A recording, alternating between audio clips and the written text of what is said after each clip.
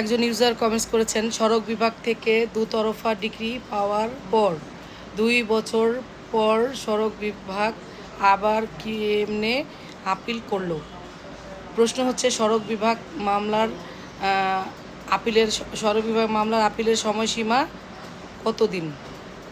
এভাবে বলতে গেলে বোঝা যায় না, আসলে কষ্ট হয়। যাই হোক, মামলায় দুই তরফা হোক আর একতরফা হোক, যেই পক্ষ ক্ষতিগ্রস্ত হয় সেই পক্ষ চাইলে আপিল করতে পারে।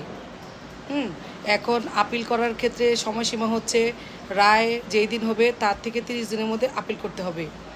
যেহেতু সে 30 দিনের মধ্যে আপিল করে না, 2 বছর পর করছে, 2 বছর, 1 বছর, 3 বছর পর করা যায় যদি ওইভাবে আপনি কোর্টে বুঝাইতে পারেন। তামাদি আইনের 5 ধারা অনুসারে ওই মওকুফ করা যায়। যে পক্ষ আপিল করছে সে 2 বছর পর কেন গেছে, অবশ্যই ওই রকম তামাদের পিটিশন দিয়ে সে যথেষ্ট কারণ দেখাইছে। যথেষ্ট কারণ না দেখালে তো আর এটা মওকুফ হয় না। যথেষ্ট কারণ দেখিয়ে সে আপিলটা দায়ের করছে। এভাবে পারা যায়। ধন্যবাদ।